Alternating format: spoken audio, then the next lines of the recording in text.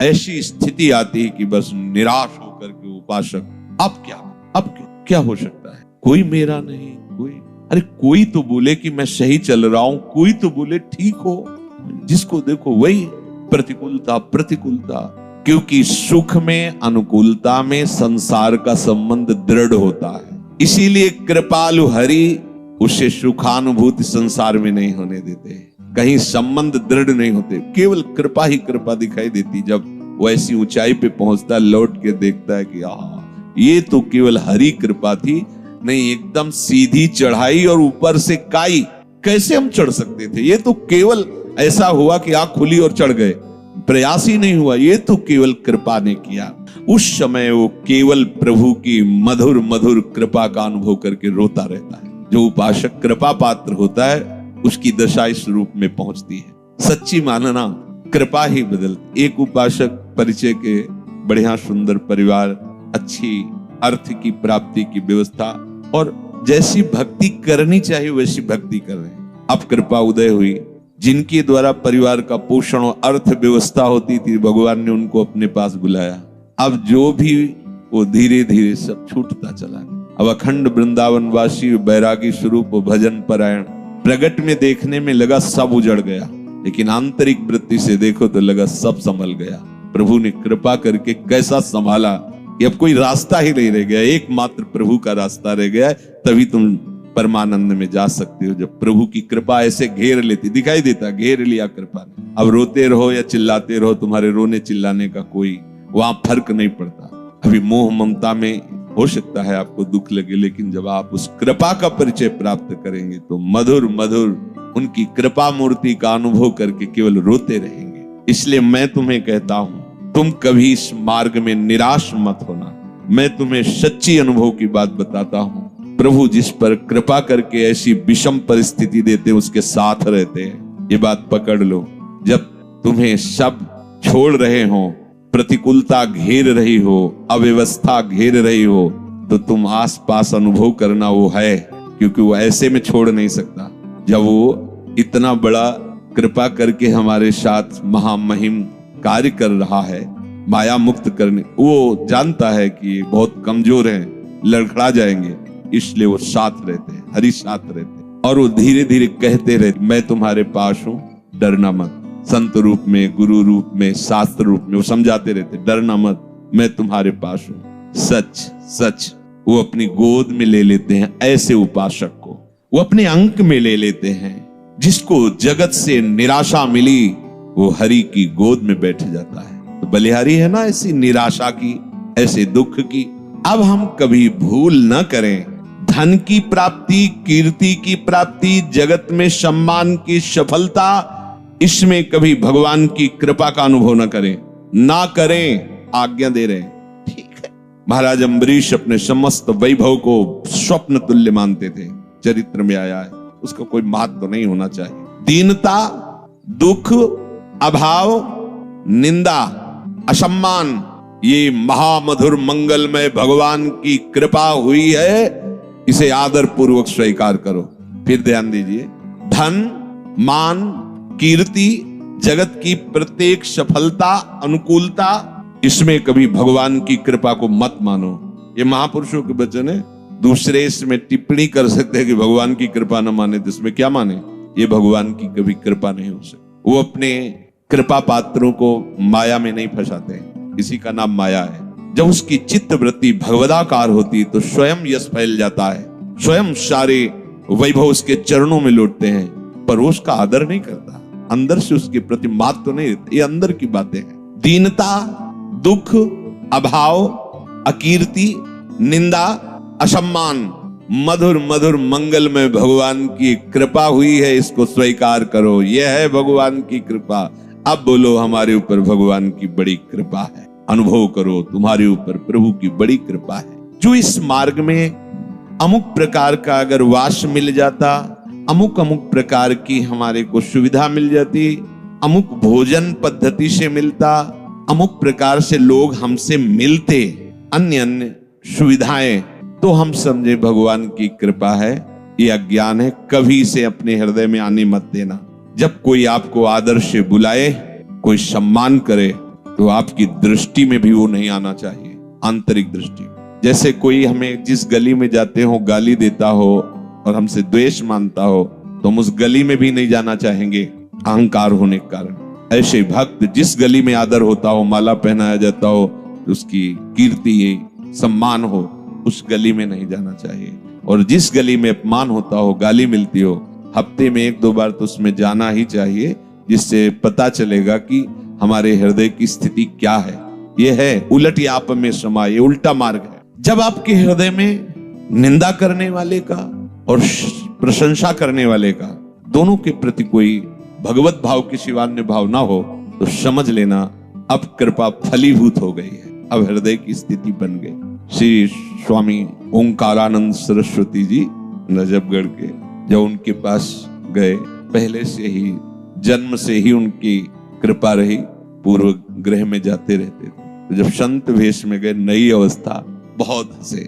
कहा बेटा हमें पता था ऐसा ही होगा, पर ध्यान रखना साधुता बहुत कठिन बात है। साधु को कुत्ते जैसा स्वभाव बनाना चाहिए। मुझे समझ में नहीं आया साधु स्वभाव और कुत्ते का स्वभाव। महाराज जी मेरी समझ में नहीं आया। बहुत ब्रह्म प्राप्त महापुरुष तेजो में एकांत खंडहर गंगा किनारे रहते थे, कोई सुविधा नहीं किसी भी तरह को। एक अल्मोनियम का कटोरा जैसे भिक्षुक लोग रखते हैं, ऐसे ही बस रखा रहता, उसी में जो भिक्षा आई पा लिया। बोले बेटा जैसे कोई साधु को आदर से बुलावे कि आओ भिक्षा ले लो, जब वहां पहुंचे और दबका के भगा दे, वो 4 कदम चले फिर आदर से आओ, तो बोले उसको सोचना भी नहीं चाहिए कि अभी तो दबकाया था फिर बुला क्यों रहा। ऐसे अगर 10 बार बुलाए तो 10 बार वापस हो जाना चाहिए। जैसे कुत्ता है, आप टुकड़ा डालो और फिर दबका दो, फिर आप पुचकारो, फिर आ जाए, ऐसा स्वभाव। और साधु को मन को ऐसे मारना चाहिए। 2 उपदेश उन्होंने उस दिन पहले दिन दिए थे। जैसे बंदर सांप को मारता है, हमने कभी देखा तो था नहीं, तो बेटा वो बड़े भाव में एकदम बच्चों जैसा स्वभाव होता है, जो ब्रह्म प्राप्त महापुरुष बंदर जैसे सांप को ऐसे पकड़ता है, वो खूब हंसते, ऐसे वो एकदम ऐसा लगता हंसी की धारा आ रही, आनंद की धारा, लाल चेहरा हो जाता है। बोले वो उसको लेके से पेड़ में ऐसे ऐसे घसता है उसके मुंह को, फिर कान में लगाता है, अगर थोड़ा भी सू हुआ फिर घसता है, मरने पर भी उस घसता रहता। बोले ऐसे ही उपासक को अपने मन को मारना चाहिए। जरा भी हलचल मन में समझ में आए, फिर नाम भगवत चिंतन, वाणी ब्रह्म चिंतन इतना रगड़ दो कि मन मर जाए, फिर साधु हो जाता है। तो मानापमान की भावना का त्याग भगवत कृपा से ही होता है। जगत में चाहे जितनी प्रतिष्ठा हो, ये स्वप्नवत है। कोई आंख मूंदी, चाहे जो कुछ बने रहे हो, अब तुम्हारे कर्म तुम पे लागू होके कहां ले जाएंगे? ये पद प्रतिष्ठा कोई तुम्हारे साथ नहीं जाएगी। भगवान जब देखते हैं कि हमारे भक्त का बुखार बढ़ रहा है अहंकार का, तो बिना किसी अपराध के वैसा जाल रचते हैं कि उसका अपमान होता है और निंदा होती है। अहेतु की कृपाल है, बस अपने उनकी कृपा को समझ नहीं पाते, वो रचते हैं। आपको लगेगा मैंने ऐसा कुछ नहीं किया, क्या मैंने किया, क्या अपराध था, ये सब क्यों बवंडर हो रहा है, गाली दे रहे हैं लोग, निंदा कर रहे हैं, हमने क्या किया, कौन से गलत कार्य कर, कुछ नहीं। ये भड़बड़ाने की जरूरत नहीं, ऑपरेशन हो रहा, चुप शांत थिएटर पे हो। तुम्हारे अहंकार का बुखार कहीं बढ़ रहा है, तुम्हें समझ में नहीं आ रहा, पर उस कृपा सिंधु ने देख लिया, सर्वज्ञ है ना। अब वो बिना किसी कारण के जाल रचेंगे, आपका अपमान होगा, निंदा होगी, और निंदा उसी से करवाएंगे जिससे प्रतिष्ठा होने की संभावना है। निंदा, अपमान, अकीर्ति, तिरस्कार, अप्रतिष्ठा, बिना दोष के लांछन, जब ये तुम पे बरसने लगे तो समझ लेना प्रभु दूर नहीं नजदीक ही हैं, मिलने वाले हैं। कौन चाहता है भगवत प्राप्ति? कौन चाहता है? बातें बनाना अलग है, प्रभु जिसको प्यार करते हैं उसको अपने समान बनाते हैं, ये भगवत समान बनाते हैं। इन्हीं में तो हम फंसे हैं, और ये तो सब अहंकार का पोषण करके बार बार जन्म मरण इन्हीं से तो होता रहा है। हम उन कृपालु की कृपालुता को ना समझकर हम समझते हैं भगवान अब हम पर अपनी कृपा हटा ली है, इसीलिए पग पग पर हमें विपत्तियां मिल रही हैं। जब तक किंचन मात्र भी आदर, सम्मान, कीर्ति, ये हमारे प्रिय मित्र हैं, ये हमारे प्रिय संबंधी हैं, ये हमारे बंधु बांधव हैं, और ये हमारे कहने पर प्राण भी त्याग सकते हैं। अगर ऐसी किसी के भी प्रति बात हो तो हटा देना, नहीं तो ऑपरेशन शुरू हो जाएगा। बहुत कृपालु हैं प्रभु। तनिक सी कृपा कोर सब तुम्हारे इन मानसिक कल्पनाओं का विनाश कर देगी। डरते रहो इस बात से, किसी को अपना मत कहना, नहीं धोखा हो जाएगा। या तो विवेक से आपके अंदर से अपनापन हटा देंगे, सामने से ही हटा देंगे। अच्छा कहते भगवान ऐसा क्यों करते हैं, उसने क्या लिया था, तो वही तो है उसमें, और कौन है। वो अपने आप को समेट लिए। एको हम बहुश्यामा, बहुश्यामा से एको हम।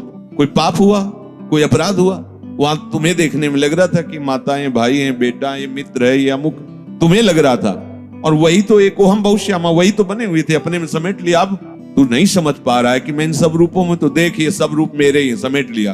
अब केवल हरिशरणम। अब जब लोग कहें कि अच्छा चलो भक्त के साथ से, लेकिन सामने वाले ने क्या किया था, तो सामने वाला प्रभु ही तो था, वो नहीं जान पा रहा है, इसलिए जनाने के लिए उसको अपने में लीन कर लिया, क्योंकि वही बने हुए थे। अब एक ही रह गए हरि। अब चल अपने हृदय में हमें कोई बुलाए, हमें कोई प्यार करे, हमें कोई सम्मान करे, हमारी प्रशंसा हो, उपासक को ऐसी आशाओं का त्याग कर देना चाहिए। जब ऐसी आशाओं का त्याग होता है तभी भक्ति से बुद्धि भगवत युक्त मानी जाती है। अगर ऐसा नहीं है तो नास्ति बुद्धि रयुक्तस्य, उसकी बुद्धि प्रभु में युक्त नहीं हुई है। चायुक्तस्य भावना, अब जिसकी प्रभु में बुद्धि युक्त नहीं है उसके हृदय में ये भावना ही नहीं आ सकती कि मुझे केवल कर्तव्य कर्म करना है, बस मैं भगवत मार्ग का पथिक हूं, उपासक हूं, मुझे वही करना है जो मेरे शास्त्र और गुरुदेव कहते हैं। अगर बुद्धि प्रभु में स्थित नहीं है, भोगों में स्थित है, तो ये निश्चय ही नहीं कर सकता, नहीं कर सकता। सब देखने को मिलता है। मन और इंद्रियों का संयम करना उपासक का मुख्य कर्तव्य होता है, और ये होता है भजन से। भजन से विवेक पूर्ण बुद्धि मन और इंद्रियों को गलत मार्ग में जाने से रोकती है। जिसका मन और इंद्रियां संयमित नहीं है वो असंयमी पुरुष कभी मेरी प्राप्ति की भावना ही नहीं कर सकता। नास्ति बुद्धि रयुक्तस्य न चायुक्तस्य भावना, नहीं कर सकता। मन और इंद्रियां हलचल मचाए हुए हैं भोगों के लिए, मान सम्मान के लिए, जैसा भी आपने सुना। वो कभी मान चाहता है, कभी सुख चाहता है, कभी आराम चाहता है, कभी धन चाहता है, कभी भोग चाहता है।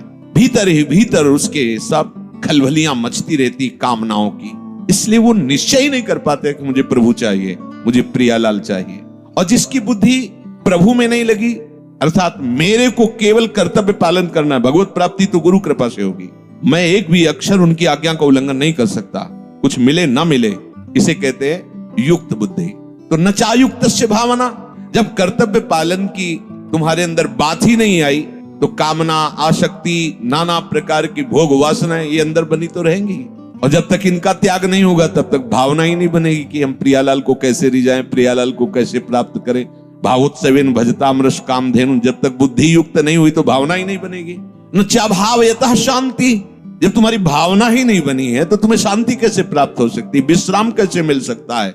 वो अशांतस्य कुतः सुखम, जो अशांत है हृदय वो दिव्य सुख का अनुभव कैसे कर सकता है। ये अहंकार का पोषण करने का स्वभाव उपासक छोड़ दे।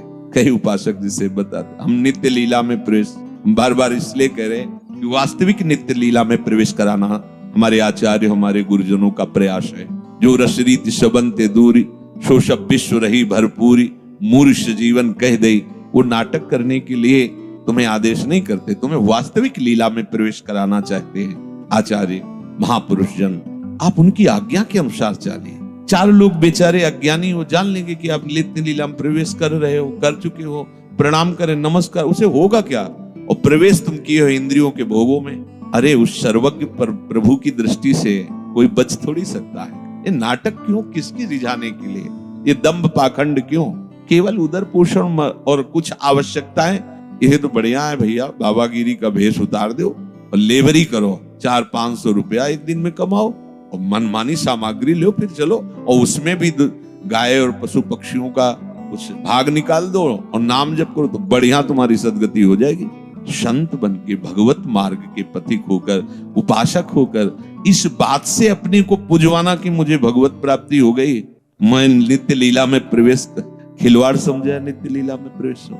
अरे रोते रहे बड़े बड़े महापुरुष लाडली जू से, कभी तो कृपा कोर करो।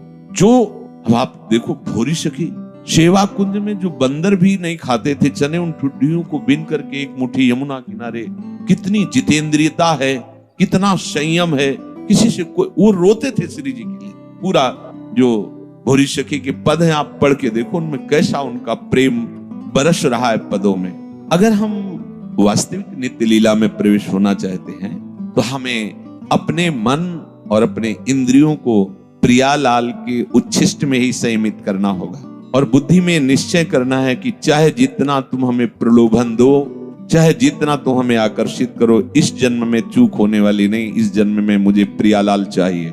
किसी के द्वारा दिए हुए सम्मान को कभी स्वीकार मत करना, ये बहुत बड़ा जहर है। साधक इससे भ्रष्ट हो जाता है। कोई तुम्हें प्रणाम कर रहा है, नमस्कार कर रहा है, हो सके तो तुम उसे प्रणाम करो, उसे स्वीकार मत करो। अंदर कभी स्वीकार मत करो कि मुझे ये जो पैर छुआने में आपको सुख मिलने लगा या आप इसे अच्छा समझते हैं, तो आपसे प्रार्थना है आप सावधान हो जाइए, आपका पतन शुरू हो चुका है। कोई भी हो, अगर जो झुक करके आपको प्रणाम कर रहे हैं, पैर छू रहे हैं और तो आप समझ लीजिए कि आपने अपना पतन शुरू कर दिया है। आपकी शुक्र, वो आपको गाली दे तो कोई फर्क नहीं, वो प्रणाम करे तो कोई फर्क नहीं होना चाहिए। अगर फर्क है अंदर में तो तुम देख लीजिए। शरीर स्वस्थ हो तो अगर तुम्हें कोई पंचांग प्रणाम कर रहा है तो तुमको भी पंचांग प्रणाम करना है। नहीं करना है तो स्वीकार ही नहीं करना है, राधे भी नहीं बोलना। जल्दी तुम्हारी श्रद्धा है प्रणाम, जब आप बोलोगे नहीं तो वो अगर दिखाने के लिए प्रणाम करे बंद कर देगा। अगर वो श्रद्धा से प्रणाम कर रहा है तो जिसको प्रणाम कर रहा है वो देख लेगा। स्वामी को प्रणाम कर रहे हैं, हम स्वामी के दास, अपने को स्वीकार नहीं करना। प्रणाम, नमस्कार, वंदना, आदर इस वेश का हो रहा है। वेश आचार्य और गुरुदेव का, श्री जी का है। मुझे बिल्कुल नहीं कि ये आदमी प्रणाम किया साष्टांग और कैसे नहीं, उससे तो बोलना ही नहीं। बिल्कुल ये नियम सम्मानम कल्याति घोर गरलम, समझोगे नहीं तो फिर ये सब प्रवचन चलता रहेगा, तुम सुनते रहोगे और अध्यात्म उन्नति नहीं होगी। यदि भगवत मार्ग में आपको इसी जन्म में भगवत प्राप्ति करनी है, बहुत सावधानी की ये आवश्यकता है कि प्रियालाल के सिवा हमें कोई नजर ना आवे, प्रियालाल के सिवा कुछ अच्छा ना लगे। और ये बीच में आकर के इतना बाधा पहुंचाते हैं, सम्मान, कीर्ति, कि ऐसा लगने लगता है कि जीवन का लाभ तो यही है ना, जब चार लोग हमको संत मान के प्रणाम करते हैं, हमारा यश बहुत अच्छे महात्मा है, भजनानंदी है, अंदर लगता है चलो जीवन का कुछ तो मिला। गए माना कुछ मिला लेकिन सब कुछ छूट गया। कभी मत पकड़ना इस बात को।